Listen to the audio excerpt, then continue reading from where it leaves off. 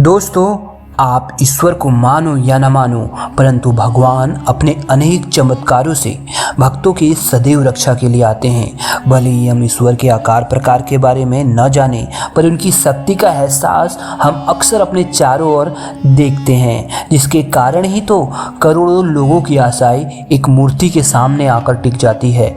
और आज हम आपको इस वीडियो में भगवान के एक ऐसे ही चमत्कार के बारे में बताएंगे जिसे सुन आपके भी रोंगटे खड़े हो जाएंगे। दरअसल दोस्तों, राजस्थान के देवपुरा गांव के बाहर बाबा मणि की एक कुटिया थी।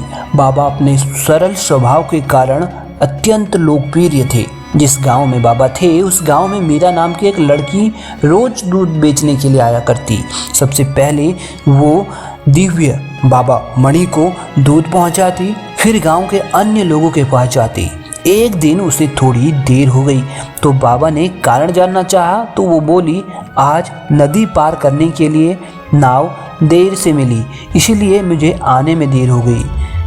बाबा मणि मजाक मजाक में उससे बोली, बेटी, भगवान के नाम से तो लोग भवसागर पार कर लेते हैं, क्या तुम एक नदी पार नहीं कर सकती? वहीं मीरा ने बाबा की कही बात को दिल से लगा लिया।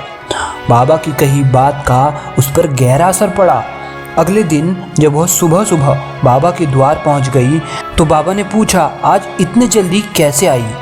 मीरा बोली, आप ही ने तो कहा था भगवान का नाम का सहारा बहुत चमत्कारी होता है और भवसागर से पार लगाता है, तो आज मैंने नदी भगवान के नाम के सहारे ही पार करी है और अब मुझे लगता नहीं कि मुझे नाव का सहारा लेने की भी ज़रूरत है।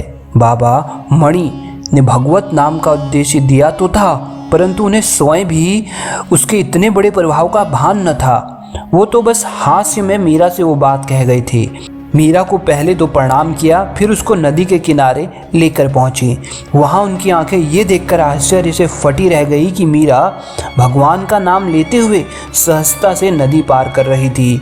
बाबा मणि ने मीरा को प्रणाम करते हुए कहा, हे देवी, आज से तू ही मेरी गुरु है।